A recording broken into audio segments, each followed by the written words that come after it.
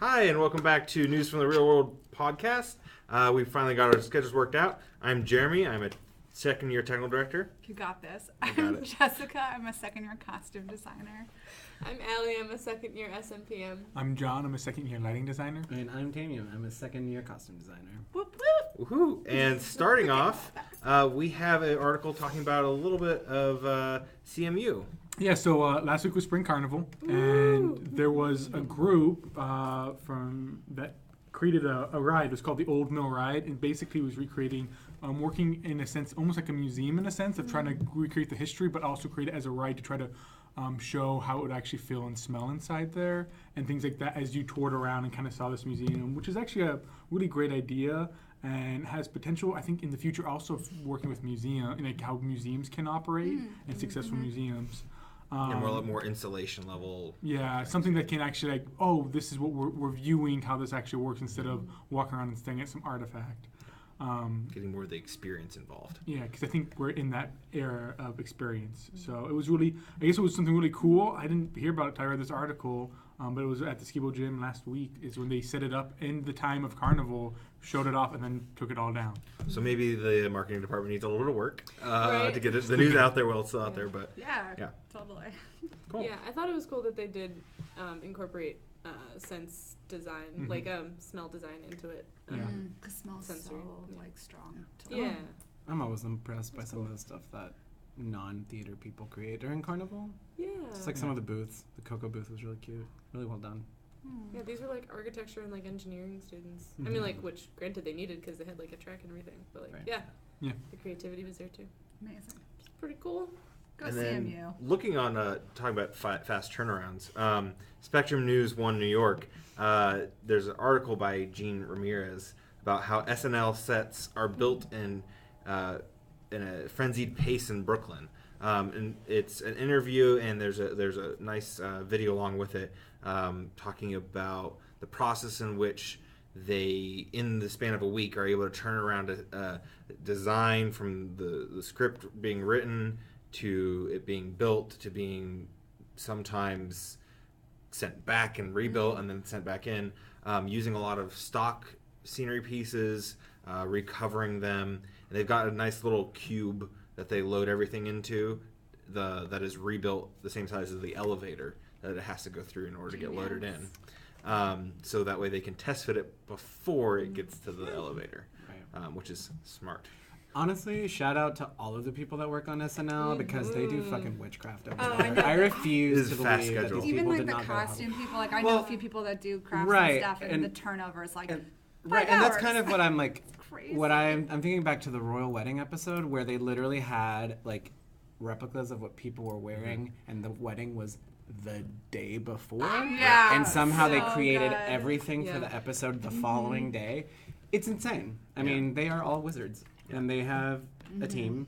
And they've got a lot of money to throw at it too, because like there was one guy who was talking about, they wanted this car, and we had this model car, we had a Mustang, but they wanted this other model, and they said, well, we want that other car, so they went out, bought that car, cut it in half, and removed all the guts of the car and had it on stage in less than a week. So magicians. Thinking about that schedule and how ridiculous that is, and then looking at their shop. Number one, their shop is gigantic and beautiful, it's but like adequately spaced for that. So right, it's adequately spaced. They know what they need in terms of stuff to make that happen. Yeah. But like it's like organized, Yeah. which is very weird. Because I would like, not weird, good. It's good weird, but in my mind that's like chaos. Yeah. And I guess the way to make it not chaos is like, this is what his father did. You know what I mean? Like this is just ingrained in him. He just knows it, and everything is just in place. Well, and it's just like a machine, and he's just keeping it. And going. I wonder if like what their work schedules are like.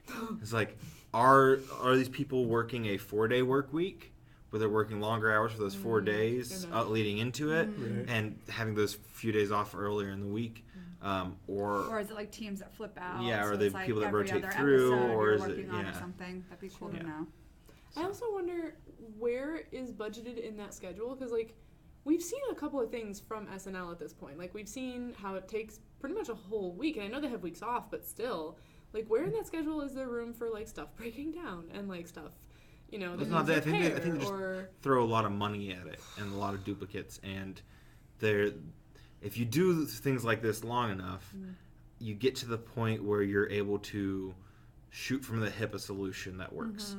Built-in And contingencies. that's where a lot of it comes. Like, you know, always having the ace up your sleeve of like, this is what we're going with, but I'm also going to go with this backup as well at the same time, so that when it happens, it's already prepared and ready to And also, I mean, the fact that they're only performing it once, so if something does break, it's live actually, TV. and there's live TV too, performs when people break or like things are ripped or something. Yeah. And it's just like also just feeds into It the works comedy. into it. Right. So the Yeah. nature, Like I think the It's nature of the so show funny. permits I that. more meant like the upkeep of their facilities, their equipment, Oh. their, you know what I mean? Like, Yeah.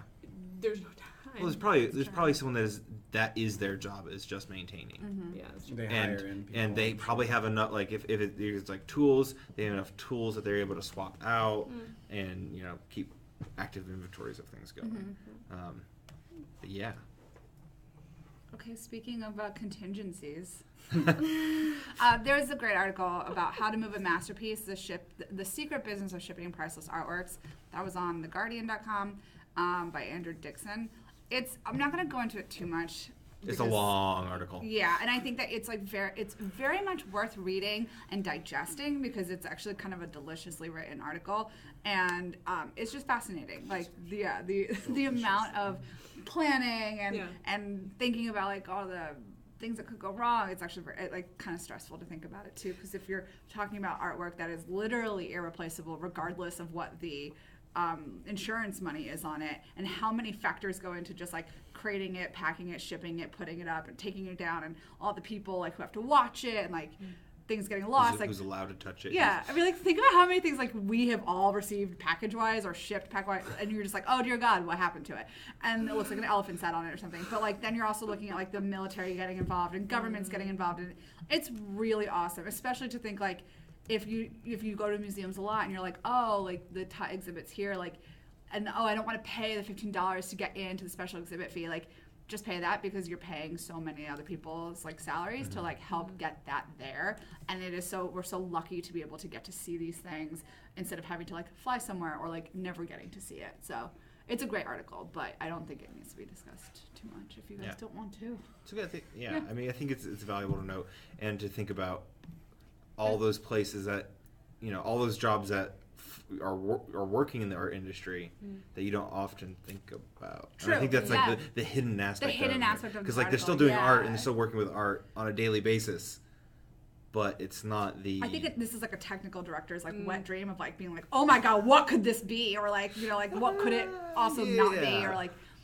Yeah, like how... it could be something. It could be something. It could definitely be somebody's like niche career that like they didn't think about, and the amount of high level performance work that goes into it is so fascinating. Someone that loves logistics. Loves logistics and all of the contingencies and all of the who thrives on that stress level too. Well, and there's a lot of requirements and insurances and contracts that have to be signed. Well, even they were saying like you know, in the 60s, like they boxes built. checked. Yeah, like this article's great because it does go into like in the 1960s when they shipped over the Mona Lisa, it was on a tank liner, and they made the crate be able to float in case the boat went down. And so it's it'd like be recoverable, yeah. Oh shit, that's crazy. And then you think about like the millions of dollars that have been like lost in the seas over time of like all those shipping expeditions. But then they also talk about like back in the 1500s how they had to move Michelangelo's David 40 feet, or like it was like a small distance, and it took 40 men to like 2 weeks to like figure out how to put it up.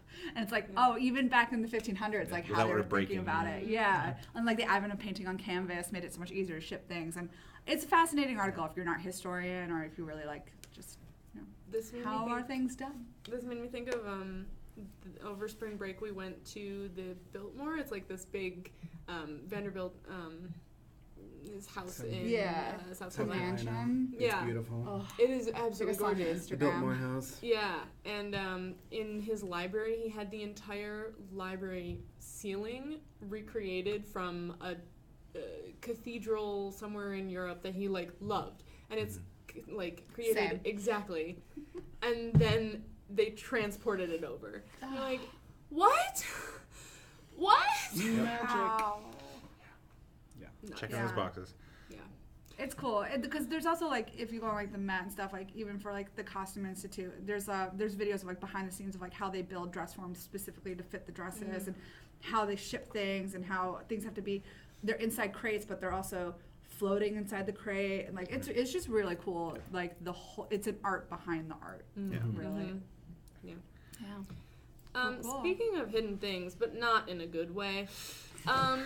Transitions on fire. So, this is called White Porgy and Bess Cast Asked to Say They Identify as African American on The Guardian. And this was about a production of Porgy and Bess at the Hungarian State Opera that included a clause in the contract that their performers were asked to sign saying, I, the undersigned, hereby state that African American origin and identity are an inseparable part of my identity. Because of this, I am especially glad to be able to perform in George Gershwin's opera Porgy and Bess. Oh my god. This was because last year the company tried to put up the opera and they were told, no, it is only to be performed by a black cast, but apparently their argument is that it's very difficult to get an all-black cast in Hungary? So they made, I know. management actively made this a joke. Like, in the lobby, they put up a display that said, oh wait, where is it? It said, like, this is not, like, this production is not supported, where is it? The manner in which this production of Porgy and Bess is being produced is unauthorized and is contrary to the requirements of the presentation of the work. So, like, they made a joke about it because they're like, this isn't possible. But they still went through with it. But they still did it. To do it. We live in And an now they're getting in international trouble. community. They did it.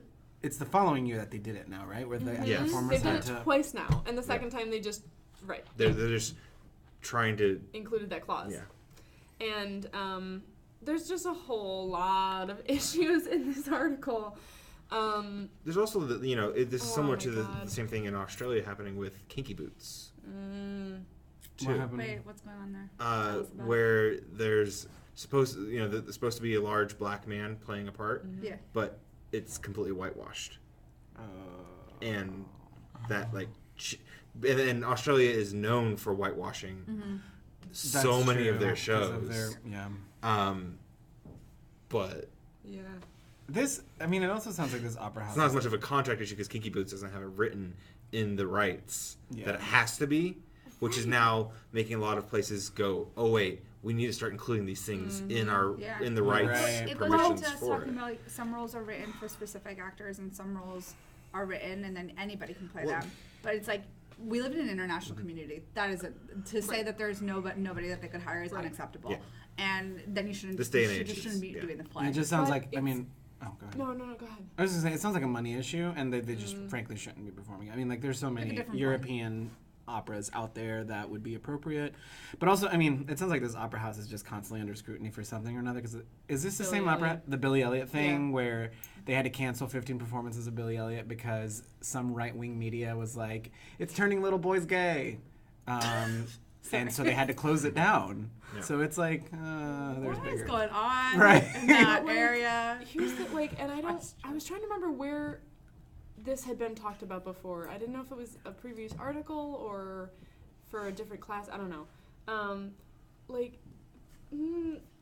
Making employment based on race is illegal, though. Like, that's the Highly. thing. Yeah. Like, there's got to be a way for them to be like, for There's the commitment of Damien's the article. company. Can we just go Yeah, ahead and talk about that? Yeah. It's Damon's the article that I read where this company in New York had a casting call that was. Wait, what was the article? on your list? It's on the list. It's yeah, New York casting calls. Says white artists will be paid less than people of color artists and undergo mandatory session of anti-racism training. Yeah. Yeah, it falls under that where you just.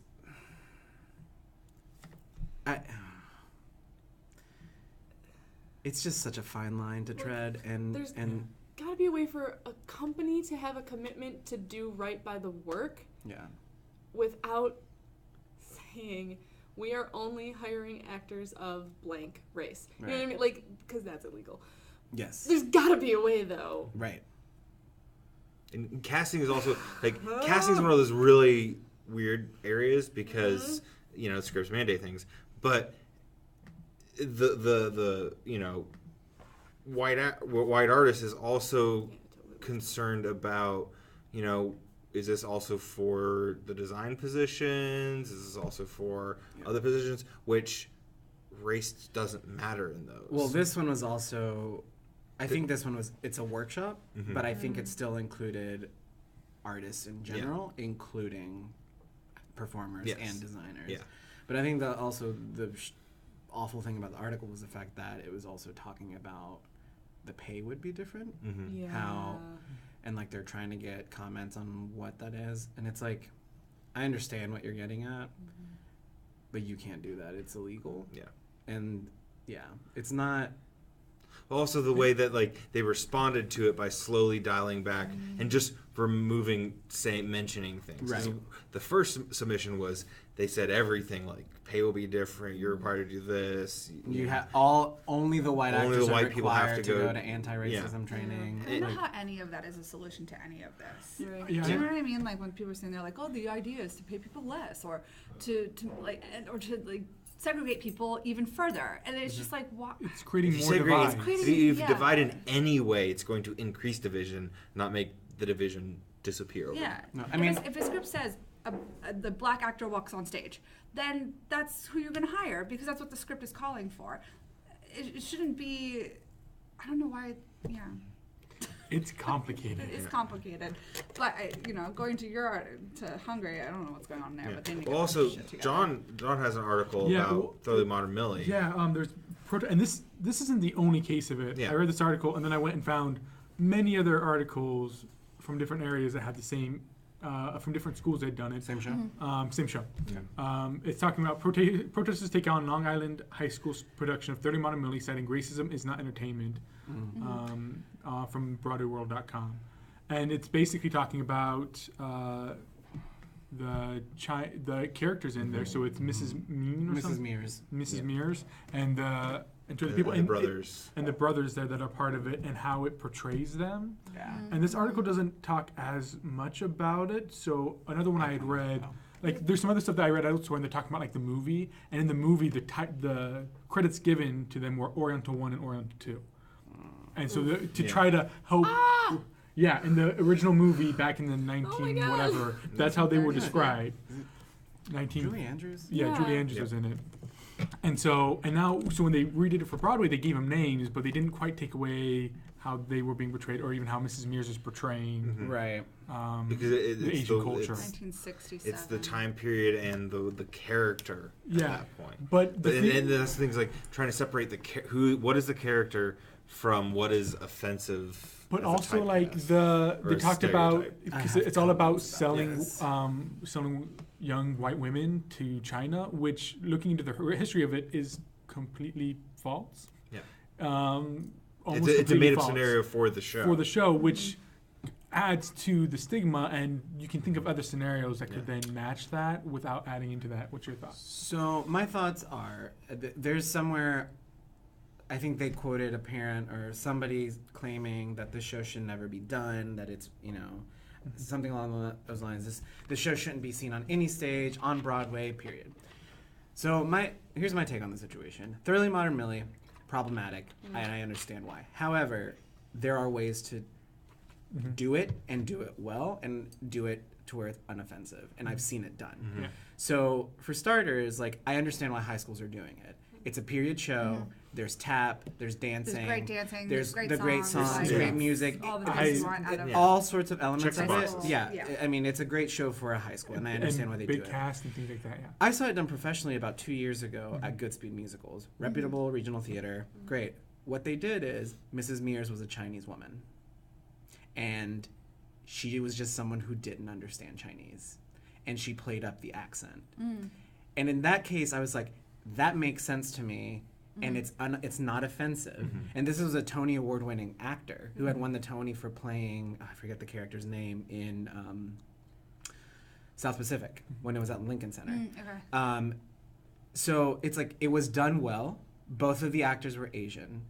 I think what's happening here, though, is that you're not approaching it that way, and you are creating a stereotype because you have a white woman pretending to be a Chinese woman with a thick accent, and it's yellowface. I mean, it's a yellowface role. And in a lot of these areas, appropriation there's a and high all that. population of Asian Americans where I've been able to find these articles and Yeah. where they've been protests. It's been a high population of Asian Americans Right. in the area, which means you should be able to find someone If, there. if, a you, classmate, if you yeah. appropriately I will- cast it, then I will say, I think a lot of this goes to the education of the educators in these schools Yes. because the issue is that a lot of the times, at least in my experience with high school theater, they're wanting to recreate whatever was done on Broadway. Yeah. And so what's going to end up happening is they're going to be like, oh, well, they had a white woman play this character. I guess it's okay if we, but this was also 16 years ago, right? 2003 was when this musical came out. 2002. Yeah. So it's like they think it's okay, but it's not. And like it's crazy that in only 17 years now we've been able to be like, maybe that's a little racist. Yeah. But how does that get handled with high schools in areas where it's predominantly white and they You can't don't find do it. Yeah. You I mean, don't you do don't it. do But it. how I mean, do you run how into do the you issues escape with that? like Yeah. doing West Side Story in Or hairspray. Hairspray. But if you want to do it, just do Grease then. Yeah. Right, Like, just do just do Grease. Grease. There are Yeah. plenty Like there of other are shows. plenty Yeah. of play like musicals and I stuff will- that can take the I spot. mean, I will say I've also been in very uncomfortable theater situations.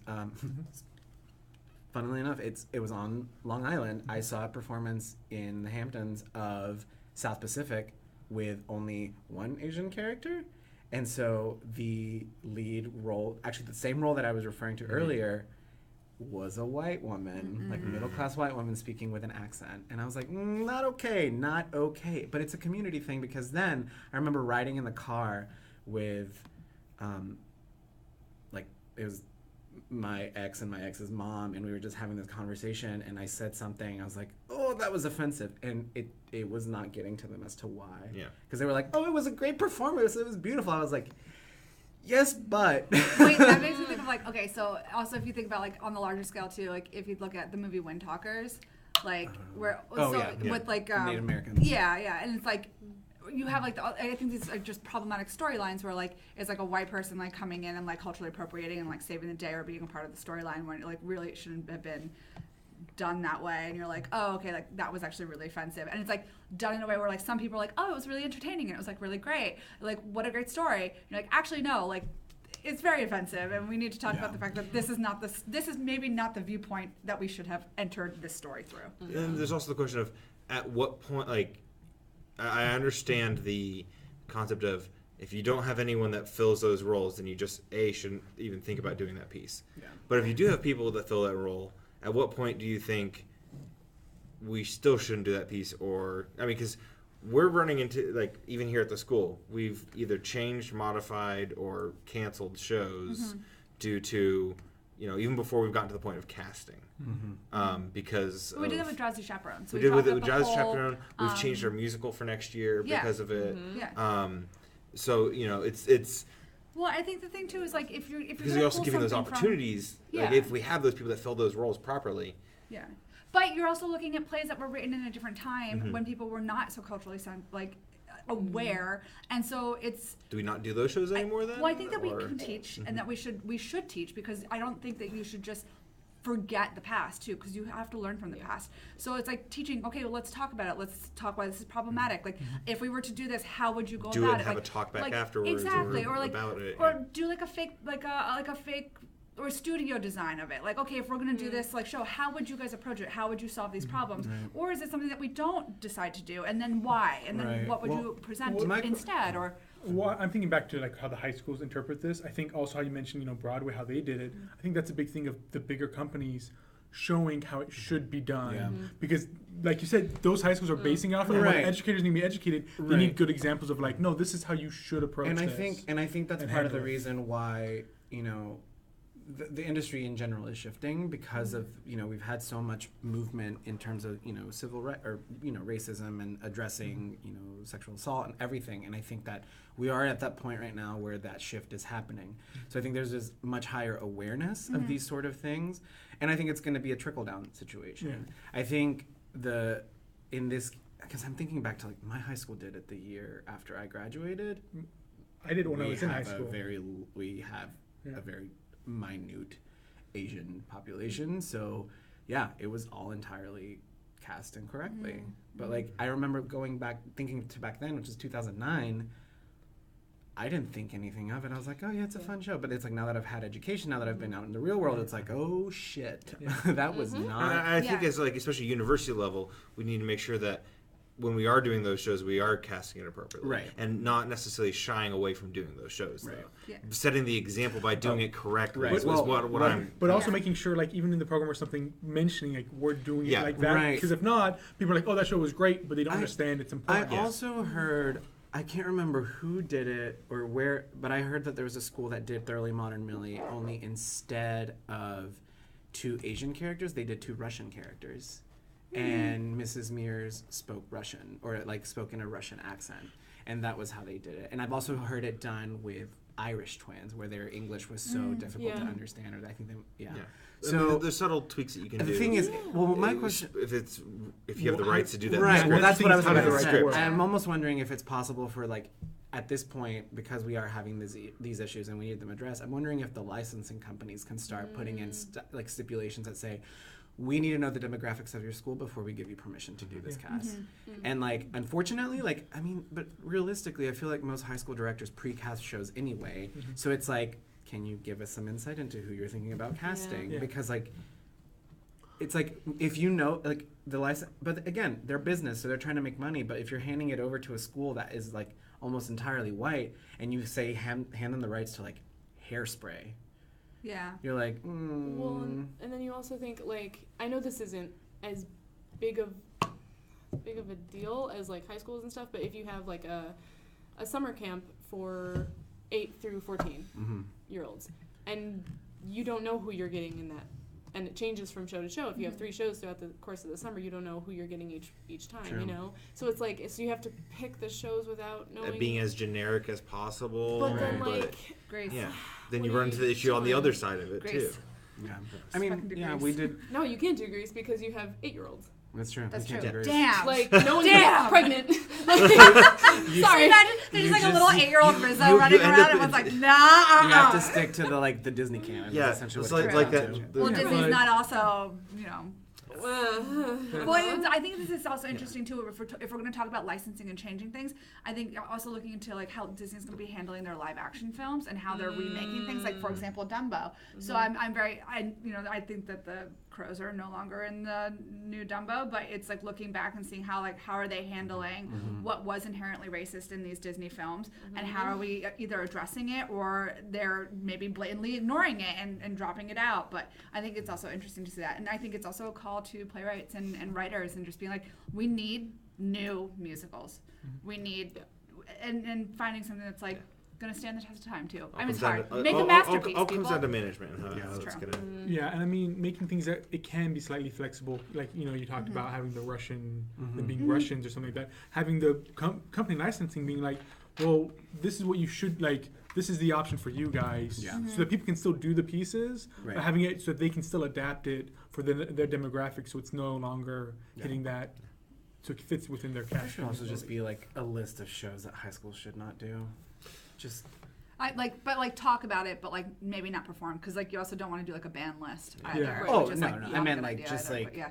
But maybe like we just don't do those. Like Yeah. we talk about them in class. We talk about why they're problematic, and that would be great to educate the younger minds about that. Yeah. So. Speaking of management and festivals, Oh man, Burning Man. Let's burn through this. but So it's from the Daily Wire. It says Burning Man attendees rage after Bureau of Land Management blasts festival's environmental impact.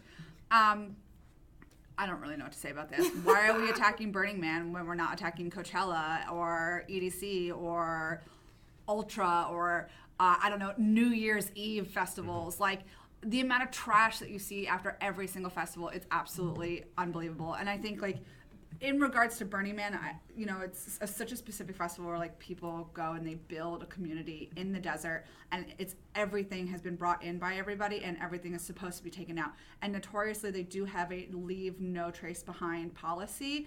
I will say, like in the last couple of years, Burning Man has been gotten bigger. It's gotten bigger, and with the rise of the social media influencer and festivals becoming a larger thing, people who do not necessarily adhere to the burner mentality are going to this festival and like not paying attention to the rules. And so I think that a lot of Burning Man is trying to pay attention to like their environmental impact and also their growth impact and who are they letting in while also being all inclusive. And I just think that there's like a larger issue here of like Burning Man was so specific and now it's become so big. This whole article, I don't know why we're even talking about it. Like it's important to talk about like don't leave shit behind, recycle, like be aware of your space and all this stuff. But I think that I think what the article is trying to do is take a look on, Burning Man has become so popular. Yeah. But also remember to like in the excitement of it, take that step back and make sure that we're still doing things right. To the Burning Man. And I know like what I do know about the festival, and I have a lot of friends that do go, they are also having a problem like who can come now, and like even like Burning Man attendees who are burners for life cannot get tickets. And because the newer people are coming in and they're not following the rules. So I think it's also, and they were talking about like canceling Burning Man a couple of years ago just because like the influx of these like Insta influencers are just like literally ruining everything because Instagram ruins everything. But like I think that like as far as festivals go, Burning Man and its concept is a lot more wholesome than like other festivals that I've been to that are trash heaps. That's all I can say. I avoid festivals. Like there's so many things. Like even like I went to Scotland over New Year's, and the absolute carnage in the streets. I was like, I can't even fathom. And like I've been to New York, I've been to London for New Year's too, and just been like absolutely grossed out. But I think that in like festivals, people are generally, it's getting better. It is a massive undertaking. I think if we're talking about the production side of this, it is a massive undertaking to put up a festival and then take it down. And I think that the more festivals become more popular, they really only have a lifespan of like 2 or 3 years before the turnaround happens. And Burning Man is an awesome festival, and it's supposed to be very spiritual. It's a lot. So yeah, I don't know. I thought it was an interesting. I thought the person who wrote it was like, yeah. I was like, you just never got to go. I was like, it just really seemed like this is just a report. They are literally, it's a rundown. Like they are literally just taking what they are seeing and the effects, and they are just not very well. There's a lot of grammar errors. There's spelling mistakes. But no. Yeah. I'm not talking about this article. I'm talking about the Bureau of Land Management. Oh report. yeah, the report. Yeah. Like they just did an environmental like this is what we do need environmental impact reports. Yeah. And like I would love to see one about Coachella. For sure. Personally, like, I just thought it was more of like a, so hey, Burning Man, this is what you could do to be better. Please do it because we don't want to kill our Earth. We already are, but But like, and it just seemed like this is ridiculous. We're already doing it. It's like, no, just take the note. Yeah, take the note, move on. Take the note, move on. Take the note, move on. And then maybe just also do environmental impacts on all of the festivals. Like what even about the Fire Festival? No one's talking about that. And then they want to do Fire Festival too. So I think that it's just like, I think it's a general call out to all festivals and all things where massive amounts of people congregate. Yeah. Cool. Speaking of enough. So, speaking of enough and speaking of burning yourself out. Adhering to the rules, just do it. So enough. A call to action is on the eventsafetyalliance.org, which I was glad to find existed because thesis. So get it going. So this discusses in real time, like, oh shit. How out of 2 pretty awful instances where members of the community were lost. 27 recommendations that came out of one of them, the collapsed roof in Toronto in 2012, that could have maybe saved that and not caused that. And I actually really like it. It gives specifics because a lot of the things that I read about safety is like, yes, we should have a safety committee and like we should be more safe and we should do the things, but okay, go do them. But how? And this actually was really specific and was like, to the point where it's like active construction zone during load in, load out, like 0 tolerance for like not wearing, protective hats and shoes, and OSHA protocols should be followed, and approved fall like specific things. I was like, oh, that's awesome. And they have links at the top that the committee themselves have put together. So I thought it was a good rundown, just to make sure that as a whole the industry is adhering to OSHA and safety standards, and it did feel a little preachy, but when lives are at stake, I mean, that's fair. And You can always preach and, in and, hindsight. and a little like interesting take on that is like my article about performing arts. It is Yeah, the your two actual can title of definitely it. be talked about. Performing arts and overworked staff. Let's not pretend we're okay. Yeah. It's by Josh Lohr. He teaches at Michigan Tech. And like at the core of it, it's saying if exhaustion and burnout are so common in our business, why do we persist pretending this is not the case?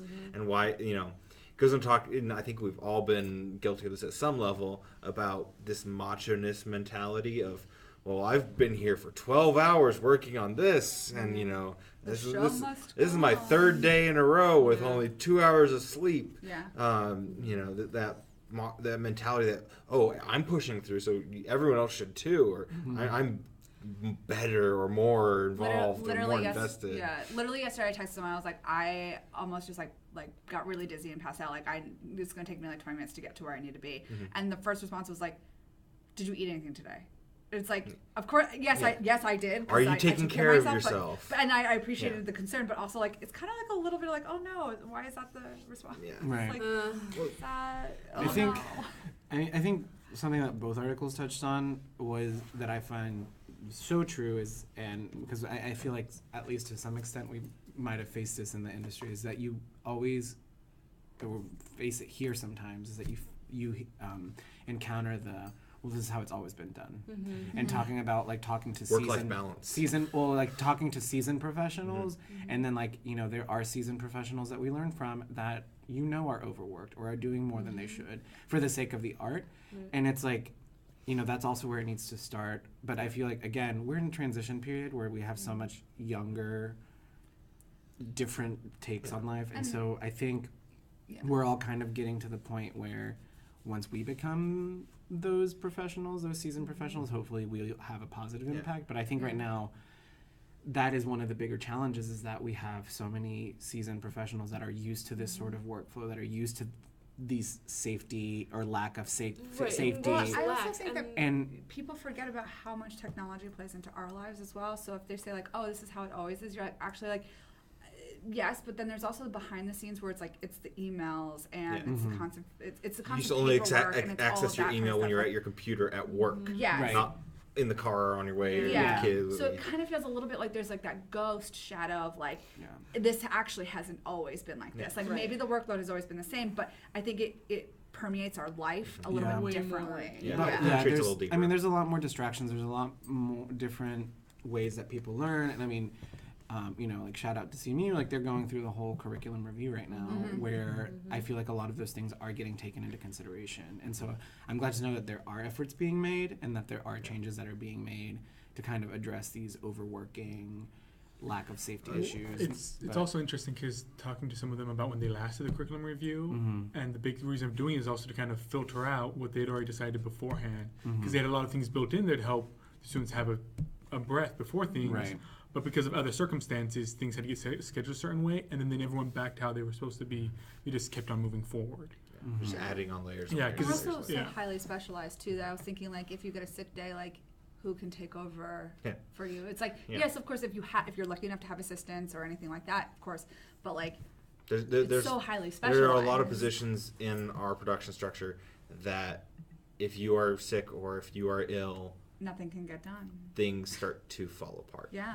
And it goes to this whole concept that a lot of people in the industry are pushing for, especially like in education, on the faculty level. They talk about it all the time about work-life balance, having good work-life balance, and everyone says you need to have good work-life balance. These are the things you need to do to have it. Right. But I have not seen one single person that says you should have work-life balance actually themselves practice good work-life balance. That's so true. Well, and I think because our there's work always kind things of that are is our getting life. Yeah, like I'm a kind of person that like my work is part of my passion. It's like what gets me up in the morning, and like I like to be busy. So my work-life balance maybe necessarily isn't like when I get home at 5:30 I shut off. It's more like I need to feel like I can go to the grocery store if I need to and take the freedom to do that in the middle of my day or whenever I need to do that. So I think it's also understanding like what is the new idea of work-life balance, like what does that look like in the day and age of technology when we're constantly connected and we are highly specialized and you can't walk away from your job or something like that. So And maybe like, redefining that too. No, and like you said, like that's really interesting. I didn't think about it until now. Like especially in this industry, like we're not 9 to 5. Most of us are not 9 to 5. But that means that means that like if I'm going to have a work-life balance, if I go to the grocery store in the middle of the day and I do not respond to your email for 2 hours, please don't freak out. Like, it's gonna be okay. Yeah. I think I'm going to do that, you know? Like, yeah. It's just, that's interesting. Yeah. Yeah. Sort of, if you're going to work 24 hours a day, you have to figure out a way to live your life as well. And so maybe that's the new work-life balance. Well, and accepting others who are living their life, how they like, if they're choosing to have their life part of it outside of work in a different way than you are, being okay with that and not being like, well, why would you do that? It's Respecting like, well, other people's boundaries why too. wouldn't I? Yeah. Just because you're somebody that answers emails at 3 a.m. doesn't mean everybody else should. Yeah. And we need to not feel compulsed because, like, if that person is their most productive at those times and sending out a ton of emails at 2 or 3 a.m. because that's just where they are in their cycle, because they don't have to be at Then work. you're taking advantage of. No, if I'm saying like if they don't start work until like 10 or 11 because that's how their schedule is. Yeah, exactly. You don't need to. People need to get into the habit of not feeling like they have to respond just because they got that email. Yeah. Right. I sent Like, out 3 emails last night at 1 a.m. knowing no one was going to even look at them until 9 at least. Personally, like my most productive time is between like midnight and 2 or 3. And like personally, because I don't want to force that upon people, if like they feel they have to respond, I got Boomerang recently because it can delay send emails. So I can schedule it to send those emails out at 9 or 10 a.m. when I know those people are going to be up and starting to check their emails. It's also nice, like one of the professors has on the bottom of that email saying, hey, I use this program to limit my email time. So if I don't respond, it's because I don't check it until these designated hours to handle email, so I'm being more productive in my day. Yeah. For sure. Or we could all just do like France, and they made it like they passed a law a couple of years ago that was like if somebody sends you an email after 5:30, you are no longer legally required to answer it. And I think it goes our into industry. Yeah. Well, I think about it like my dad Text works message. for like Citibank, and like he is constantly dealing with like international stuff, and like and my brother too, or like my friend Alex, like they're constantly dealing with like overseas markets. So like their time of work is like at 7 p.m. is when it's the most. Yeah, it's crazy. also because like email has changed. We're so global now. Like there was a time where email was like mail. Yeah. You would get a letter, Right. and you didn't have to immediately respond to it. Now we feel like it's almost like a text message or a phone call of like it's two-way communication, back and forth, back and forth, back and forth. Yeah. And I think like it's either like you have to create boundaries for yourself, or and once you do, people should respect those, and you shouldn't be afraid to say like, look, like I need to go grocery shopping. Also, I need communicating 2 hours. your Can we not? boundaries to other people, Yeah. so they are aware Yeah. of what you are drawing a line for yourself. Like I'm a is really perpetual important. oversharer because I'm like, I'm walking out of the room now. If anyone needs me, I will be in that place just in case something happens. And like people don't need to freak out. And you're like, there's like we said before, like there's no emergency unless someone's hurt or dying. Like everything else can be taken care of in time. You look like you have something to say. No, that's not. Yeah. So looking at going forward in the industry with all of this, thinking about all of this. Oh, Oh, it's nice. So I actually, this article made me very happy. It's it's titled "The Next 10 Years," and it is by Diep Tran, and it's essentially an interview with 10 new artistic directors. So for anyone who's been keeping a pulse on regional theaters, there's been quite a shakeup this past year Nice in terms of reshuffling. a big reshuffling, and but it's so exciting. I mean, there's been a push, for more women in positions of artistic directorship, and then people of color. High five. So there's just what this article is about is they pose a question for some artistic directors in terms of where do you want the field to be in 10 years, and every one of them, from Hartford Stage, which I hold very dear, to Pittsburgh Public, and the Alley Theater in Texas, Repertory Theater in St. Louis, all of these regional theaters that have new artistic directors, and they range from black men, white women, black women, and it's just a very exciting article, because hearing these new people in positions of power who have very clear but also very similar views for where they want the theater industry to shift, and it's exciting for me, you know, as a person of color, as well as just like someone who is going to be a part of this sort of shift once I graduate. Yeah, totally. It's just it makes me feel drawn into the theater industry. One of the general threads that I saw throughout most of their responses, I can't remember, I want to say that it was Nataka Garrett who made the comment of like, we want to see diversity from the very back of the stage all the way to the very back of the house. So not just diversity in people on stage who are working on shows, the but public also facade. but also in who's the coming to see audiences. it. Exactly. How That's really how nice. like they want to see diversity there. The director from Hartford Stage was, you know, talking about that the preciousness of attending a theater is more open, so that, you know, ticket prices are more, you know, that people are more willing to be like, hey, you know, rather than sitting at home and watch TV, let's go see something live. And quite a few of the artistic directors comment on this sort of shift where like now people will stay home and watch shows because TV has become more exciting. Theater has become more boring because we're doing the same thing.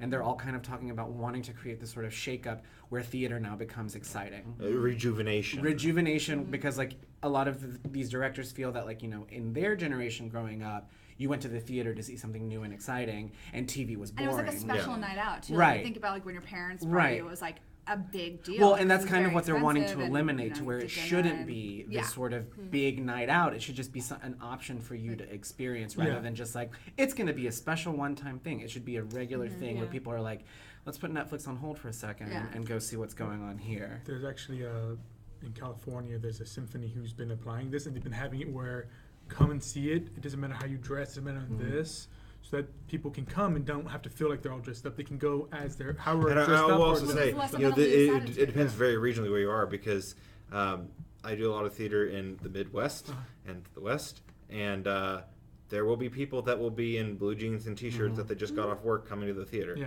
and there's no judgment. Like there, Yeah. And then there are also some people that people- judgment, but those are like But breaking the down- old blue hairs in making the sure back. everyone knows that they can do that, Yeah. making sure that's open, be like, hey, yeah, come like Yeah. that. That's fine. Enjoy what we're Experience doing. Whereas Yeah. I'm like, I'll put a ball Yeah. gown. I want to get dressed up. Yeah. Yeah. That's like, so fun. What Yeah. I find But so it's interesting But you about can. RSW is that they Viewpoint. have both. Yeah. Yeah. Yeah, having There's- having there's in the same someone crowd. dressed in a Like ball they'll gown be and someone in a standing hat. right next to Yeah. each other. Cut to me And at have the it be movies in fine. Yeah. sweatpants. Yeah. Yeah. Well, it's also like talking about elevating One guy will have the his sidearm status on him, of too. regional theaters within cities, as in like they should become epicenters of the city. You know, Right. places that people want to go to, regardless of Cultural what city, hub of the right? city. Regardless of where these cities may be. It's kind of So- it's such like a feels like such a renaissance happening both in like television and in Yeah. theater right now. Yeah. Like Unfortunately, they're kind of competing with each other. You know, based I on the think you're opinions of you're some of bigger. these, but It will be harder in your large cities. Your more established art scene cities. Yeah. Right. Like I know, like Chicago, New York. It's gonna be harder to break